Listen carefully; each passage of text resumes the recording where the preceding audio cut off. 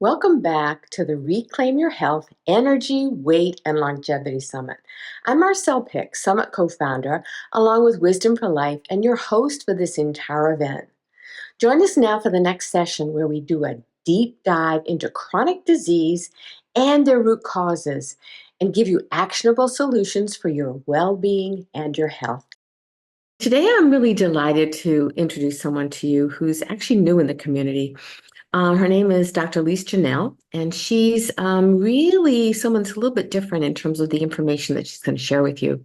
She's a growth accelerator coach who helps her clients achieve actually greater success faster. And she's a holistic chiropractor as a background, and she's passionate about helping people live their ultimate life's expression. She's a creator of Heart Freedom Method, a mind-body method that allows you to quickly free her clients from subconscious beliefs working against them in all areas of life, including health. And this is a very different concept. So I'm so excited to be able to talk to her about it today with you all, so we can really look to see if any of these things actually apply for you. She's the author of Conversations with the Heart. She's been featured on CBS News, CTV Canada AM, and other national platforms. She's been a championship rower, pioneered in the first women ice canoeing team. Imagine that. Loves the outdoors, travels, climbed Kilimanjaro, and done La Haunt route. She feels blessed to live an amazing life filled with love, growth, and passion. And I'm going to be talking about that today because that is something we all deserve. So I am so excited to have you on board today to talk about something actually very different than anyone's spoken about before. And I hope that we can kind of get into some of the beliefs that we have that actually affect our lives for the rest of our lives, and not always such a great way. Yes, I love speaking about this because my background, I was a holistic chiropractor. And I got interested in doing mind-body work after I realized like I could have 10 people with the same condition. 8 of them would get better, and 2 of them with the regular work, nothing was blocking it. So I went on the quest to, studying with people who were getting like amazing miracles. And then I ended up meeting Scott Walker, who does NET, neuro-emotional technique. And it totally changed my practice. I've been able to help so many people. And now I created a method that goes even deeper than NET. I created, it's called Heart Freedom Method. And it allows us to find a moment when you created a belief that's not serving you anymore. Like sometimes I work with people and they have a belief and I go, no, we're going to keep that one. This is a good one. You're going to keep that one. But most people don't realize that your conscious mind that wants something, relatively speaking, is the size of a football. And your subconscious mind that's there to keep you alive, the football field. So you can go on a diet, you can be like super pumped, you're going to eat all healthy. But if subconsciously this equates danger, it's going to work against you. You're not going to be able to do it. There are 3 clues that you have a subconscious belief working against you. The first one is, you know what needs to be done, but you're not doing it. Oh, I should go shopping and buy all this food and all these things, but no, instead I'm going to do that. Number 2 is you do everything right, but it feels like drudgery. And I've seen that, like people go on a diet and they stick to it, but it uses all their willpower. And as soon as the time is up, like boom, they go back to the old ways because it's not integrated. They're just using their conscious mind to override the subconscious belief. And the third one is you keep doing everything right, but you get the opposite results. Like I've seen this with people who wanted to lose weight. Mm-hmm. They do everything right, but it goes the other way. It's never working from them. So if you have any of these 3 clues, just know that it's not because you lack willpower. It's not because something is wrong with you. It's not because you were born under an unlucky star. Just realize that at some level, you have a subconscious belief that's holding you back. So people are listening to this going, well, that's interesting. That might be me. Where do I even begin? I can't remember any of my childhood. How am I supposed to remember these things? Where am I even going to begin? Well, if you do the heart freedom method, it actually takes 10 minutes. And after you're used to it, 10 minutes, 10, 15 minutes max, and you can find a moment just like that is holding you back. Last week, I was in New Orleans at the Transformational Leadership Council, where a whole bunch of amazing people, in the transformational field. And this woman was presenting the following day, and she was so nervous. And we're walking to the place we're going to have dinner, and I help her remember the reason why when she was afraid of speaking in front of people, because when she was a little kid, she had a toilet accident. And it like now she had associated shame and all of these things. She's like, wow, she's a psychologist, so she's trained in all that. So she says, wow, that was the most powerful thing that's ever happened to me in 10 minutes of walking to dinner. So it doesn't have to be complicated. Once you understand the principles, you can quickly find the moment, and it just pops. It's fascinating. It's just like your subconscious mind is like, it's like a software that remembers everything that's ever happened to you. And it just pops up, just like sometimes you're listening to a song on the radio and you go, oh, I don't know the words. But as you keep singing, like the words pop up because it's there somewhere. So it's not complicated. It's actually fairly easy. So we're talking now about kind of the emotional part. How does this piece, if we kind of go back to those two patients that just never got better and they had health issues, how does that tie into overall well-being? Because this whole discussion is about metabolic inflexibility. 93% of the population has blood pressure problems, has weight issues, has, cholesterol issues, has problems with their blood sugar.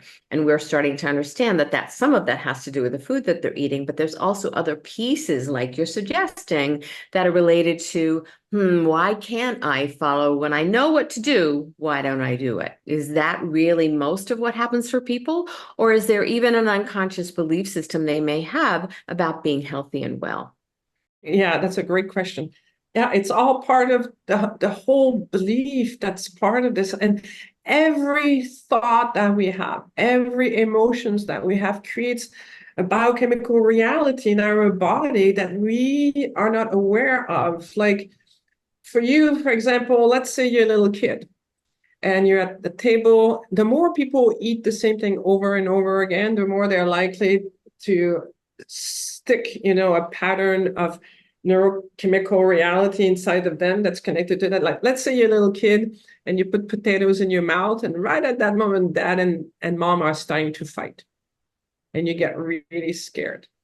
So all the emotions there that are popping up in your body at that moment, every time you're putting potatoes in your body is reacting, is reacting that way. So again, if you're having a hard time, don't beat yourself up. There are things you can do to find the emotions that's creating the disease. Like I even had like people with anemia, and everybody in the family eats the same food. So why is it that one person in their family has anemia and the other person doesn't?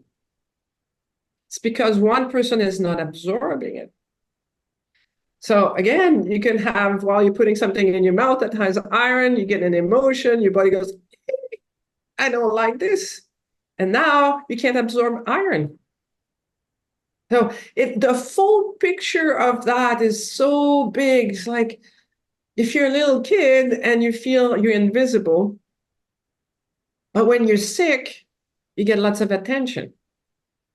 Now, subconsciously, you might create circumstances, not consciously, but subconsciously, you might create circumstances so you can get more attention, that you get this special feeling that, when I'm sick, now I can get attention. And I can see that all the time. And when I work with people, my whole work is about helping people know, not in their head, but in their heart, that they are worthy of love. Because if you want to have the best homeostasis, which is the best regulation of your body, it is in your inner system, is that when you have love and gratitude in your heart, that's the best state of being for you to experience more health. So, and I can guarantee you, 99% of the population, we all have stories about being unworthy of love. Why? Because as soon as you are born, from the get-go, love has to come from the outside. And if it doesn't come from the outside, you're going to die. So we get tricked into believing that love comes from the outside only. And that when the world around us reacts in the way that we like, I'm queen or king of the world, like everything is possible for me. But when we get what we don't want from the external world, what's wrong with me? So it's impossible. Each and every one of us, while we are what I call that the stage one, where we get a sense of self from the way the world reacts to us, it creates belief about our worth that decreases our health. And we can also increase it if we're doing those things like, if you were born and you're the oldest one or whatever rank you're in the family, and if you're a good mommy helper, and now you're a good person when you're making mommy happy, now you'll be wanting to be a good helper all the time, even if it kills you inside. You're going to be draining your energy because for you, your whole sense of self is based on being a good girl, a good boy that gets the reward from being that good person, even if it's killing you. Mm-hmm. So I think of women a lot of times when we're having this conversation because, they're now not just stay-at-home moms, but they also have careers. They're in the office. They're, owning businesses. They're doing many things, and they're still trying to take care of the kids and their parents and their siblings and their partner. And, it goes a little bit crazy. How do they begin to kind of consciously uncover some of those pieces that are perpetuating that cycle that they probably saw from their mom? Yes, when I work with my clients who are in that period in their life, I tell them, if you don't take time for yourself, you're going to become a bad mom, a bad spouse. So it's a non-negotiable. You definitely need to take time for yourself. You need to take an hour minimum a day just for yourself, because you know what's going to happen otherwise? If you feel you have no space for yourself, you're not going to want your mate to touch you. It's like, get away from me. Like, like it's survival. Like, don't you touch me. Like, I don't belong to myself right now. Like, I belong to the kids. I belong to everybody. Do not touch me. But actually, sex is a really beautiful thing that it's good for your hormones and your homeostasis, for your skin, for your glow and everything. So we don't have a choice when we are like, we have so many demands. You will be more effective, more loving, happier. Your whole body will work better. You need to carve at least an hour a day just for yourself. And if you don't have the resources to have someone taking care of you, what you can do is you can swap with another person that, you can do things. Find a way. This is a non-negotiable. You need to find time just for yourself. Now, people that are listening to this might kind of wonder when you're saying, well, we have emotions that are associated with our health also. One of the things in the alternative world, it's, well, if you have cancer, what is it that about you that created that? How do we really allay that for people? Because it's not so much a conscious decision. Nobody in their world ever would make that decision. But there are things that are happening biochemically that have to do with the food that we're eating, the toxins that we're exposed to, and also some of the genetic components to it. How do emotions fit into this? Yeah, I would say, The leaks. for me, I believe at least 60% of our health is connected to our emotions and our subconscious beliefs. I work with people who have cancer, and I test them on, I want to live, It's good for me to live. It's good for others that I live. And so far, I bet 100% one of these is activated. And with women, I find like breast cancer is often overgiving of the self to others, where they feel they can only be loved and lovable if they are sacrificing themselves for another person. So that's why it's so, so important to have full-on health, that everybody takes the time to heal their hearts. And there's two parts to healing your heart. One is conscious, the other one is the subconscious part. That's why I created the Heart Freedom Method. And people can have access to it if you check Unleash Your Dream Life. I created an online program that allows you to learn the method so you can free yourself. Because as a little kid, I can, like, a very, very common one that happens is you're a little kid, and back, especially when we were born, older persons, is that they put us in the nursery. So you were born, you've gone through the scariest event of your life already, and you just want somebody to hold you and hug you, and you want your mommy, but they put you in the nursery, and you can cry and cry and cry and cry and cry, and nobody comes. You know what happens at that moment? What's wrong with me? I must be unworthy of love. Something is definitely wrong with me because I want my mommy and nobody's coming. And then you cry, cry, cry, cry, cry, cry, and then nobody comes, and now you go, okay, it hurts too much to ask for what I want, so I'll stop asking for what I want.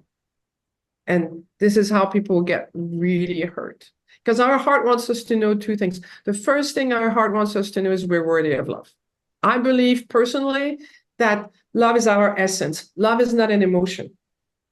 So we all have access to love. And the only reasons why we feel unworthy of love is because of a story that has nothing to do, with the reality. It's not because you were unworthy of love that mom was in a room and you were in the nursery. It has nothing to do with that. Or mom had the audacity to have another baby. What's wrong with me? I was not enough. Mom is nursing the baby and then she has no time for me. Like, all these stories are engrammed into the back of our mind, and we keep living from it. It's like we deserve to take the time to let go of these stories. Every time you let go of a story, you increase your health, because you increase your self-worth, you increase your love for yourself and gratitude for yourself. So your heart first wants you to know you're worthy of love.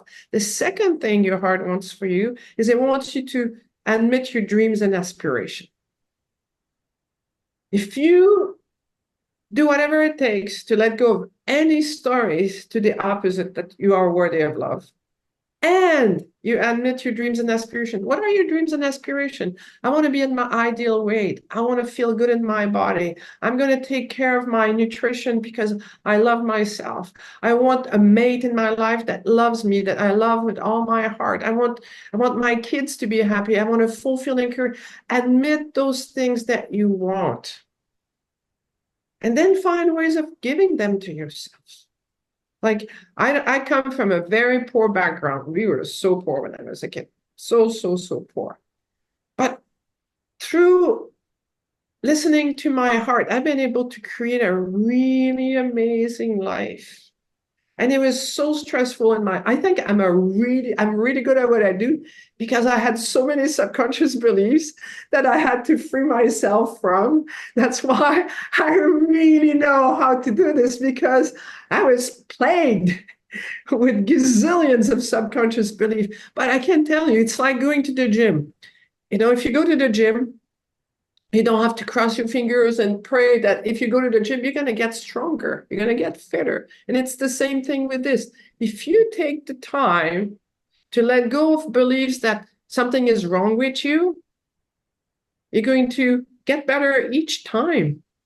And I have a trick. And that's the only thing you remember from my interview today, is that when you face a challenge,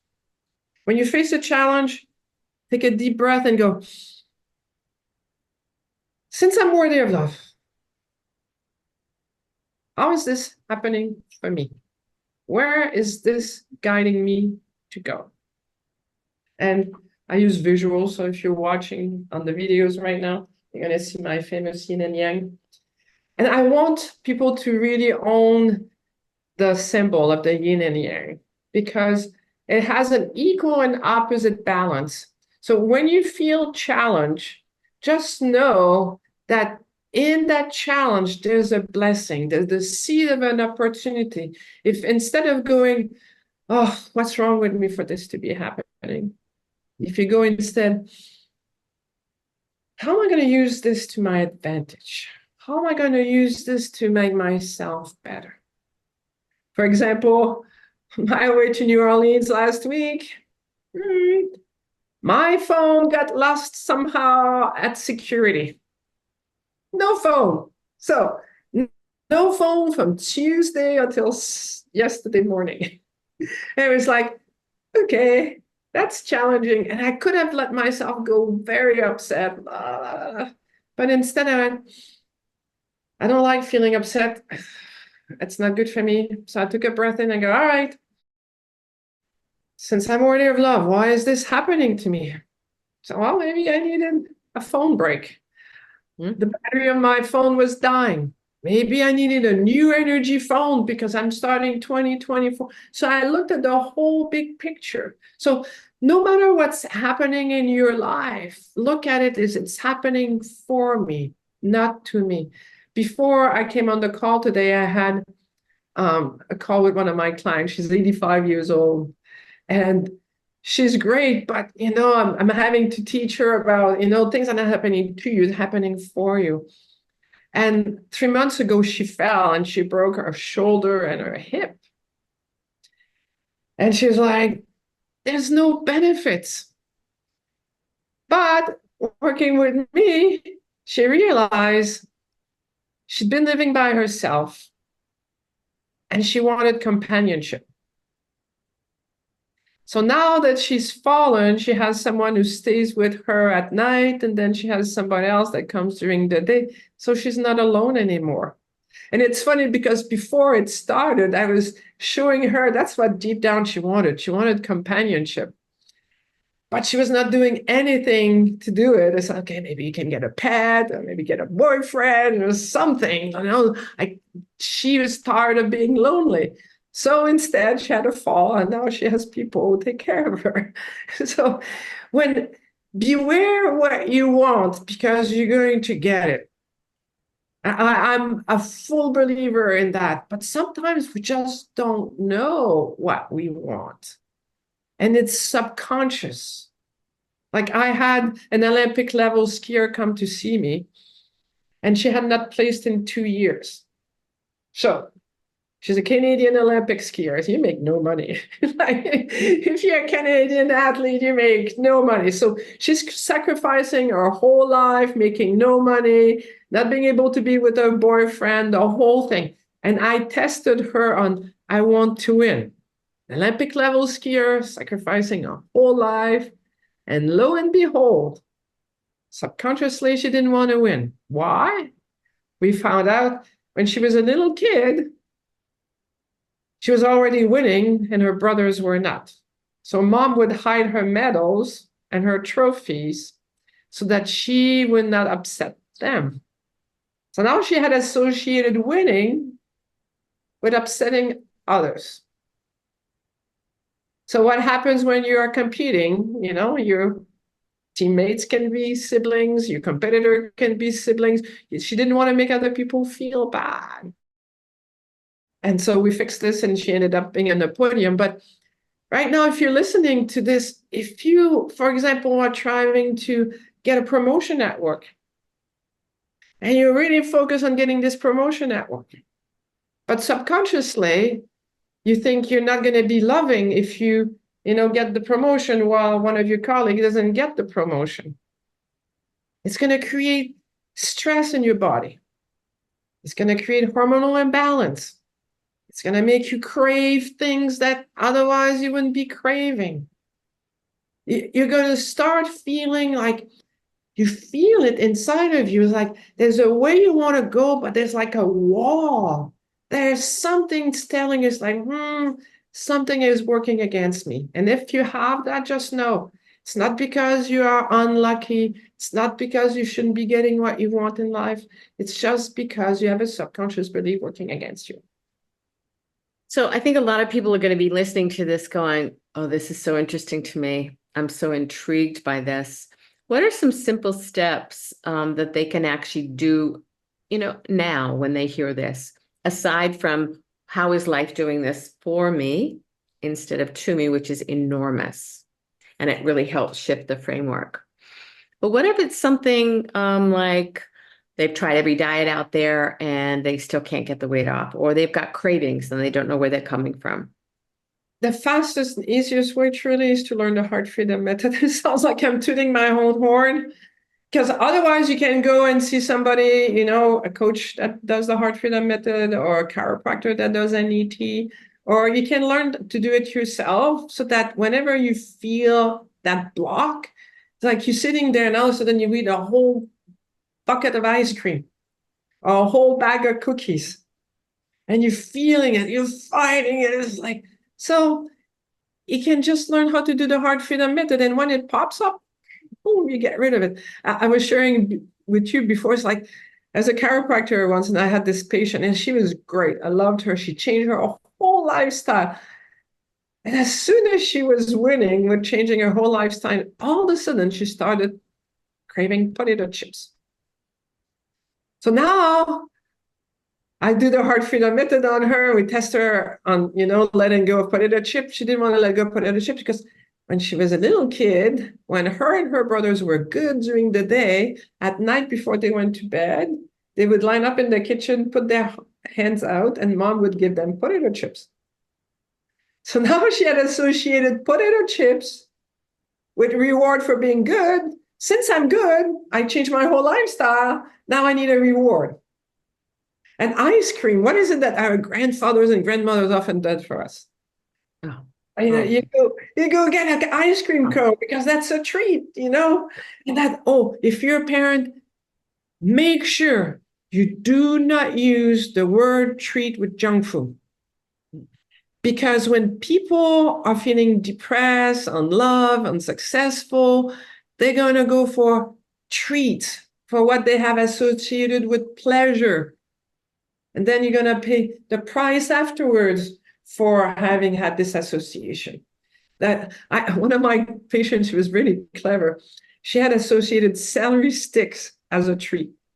She said she even wrapped them up in aluminum foil and put it on her Christmas tree. So they would be a real treat. And back then, her son was in his 30s. She said, to this day, when he's not feeling good, he goes for a celery stick. That's amazing. So make sure that if you use the word treats with your kids, that it's something that's going to be healthy for them. You can associate anything with treat. One of my patients, she actually had given her kids cod liver capsule, and she would give it to them and say, you want a treat? And they would suck on the cod liver capsule as a treat. And for them, it was a treat. So you can associate pleasure to anything. So as a parent, if you want to help your kids as they grow up, have an association with food, associate treats with something healthy for them, or just spending time with them, like something that's healthy for them. Do not use junk food as a treat. So again, people are listening to this probably very intrigued because it's the first time they maybe heard some of this information. And one of the things that I heard you say that I also appreciate very much is, if nothing else, you understand that 60% of our beliefs are unconscious, that we can actually change that trajectory by even saying the words differently. Your body believes every word you say concept. And also then understanding that life is doing this for you, not to you. Those three things should make an enormous difference as people are beginning to have their conscious mind be expanded a little bit more and understand that a lot of things, and it comes with, I think, the New Age concept, which is changing our beliefs, changing what we say, changing what we think can have an enormous difference in terms of weight, cravings, and health in general. For sure. And being aware of connections, like I had a mother and daughter come to see me, and both of them were struggling with their weight. And when I tested them on, I'm ready, willing, and able to be at my ideal weight, they didn't want to do it because they didn't want to make the other one feel bad. And also another connection was them fighting weight together was a bond. So, like, once I had a husband bring me his wife because she was overweight, which, So first I tested him on, I'm really willing and able to have my wife at her ideal weight. And he was not okay because he was afraid that when she was at her ideal weight, she would leave him.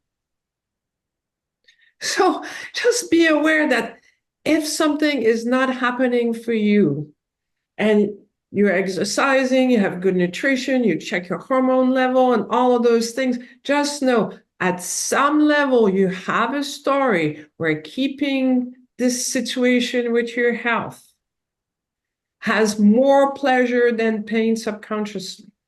Like that mother and daughter couple. For them, it was love. The love of having this perception about their body was the bond that they had.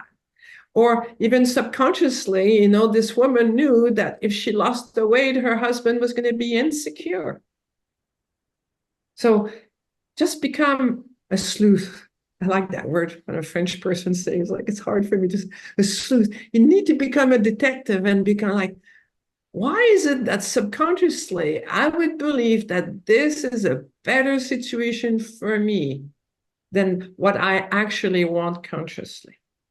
Because you are worthy of love and it's happening for you, not to you. And it's so much easier if you take a breath in, because remember, emotions are guides to show you where you have the illusion of being unworthy of love. Emotions are guides to show you where you have the illusion of being unworthy of love, because the truth is you are worthy of love. And when we become all reactive and all emotional, we cannot see, we don't have access to the frontal cortex. All of a sudden, the amygdala is ruling the show, and we cannot do anything anymore. So if you take a breath and you go, since I'm worthy of love, you calm yourself down. And from that place, you have access to your frontal cortex. Why is it that I would believe that this situation is actually better for me? What benefit am I getting from this that otherwise I feel I wouldn't get? And that will give you lots and lots of clues. Mm-hmm. Amazing. So if people want to find out more about you and the work that you do, where can they do that? You can go to heartfreedommethod.com. And you'll find there I have all kinds of goodies that you can download and listen to. And if you're interested in finding out how to get rid of your stories when you need it at a moment's notice, you can check Unleash Your Dream Life. It's an amazing online program, and I'd love, love, love to bring it to you, because my goal since 1989 is to bring happiness and success into the world. Thank you so much. I think one of the things that's intriguing is with the weight loss medications out there now that everybody's talking about for cravings. And one of the things that I see in my practice in general is people, the reason that a lot of programs don't work is they get hungry and they have cravings and they don't know how to change that. So this is an opportunity. And often cravings are connected. Like I had a client come to see me, she was craving sugars all the time. And it took 10 minutes. And we found out that when she was a little kid, again, she had associated cookies with love. So you're going to be craving. Sometimes it's metabolic. You need this, this mineral or this. Absolutely. Of course. Yeah. But often it's an association with love. Mm-hmm. Well, you've given us so much to think about, and people will be very excited to say, let me think about this in my life now. Just amazing. So thank you so much. Thank you very much for having me.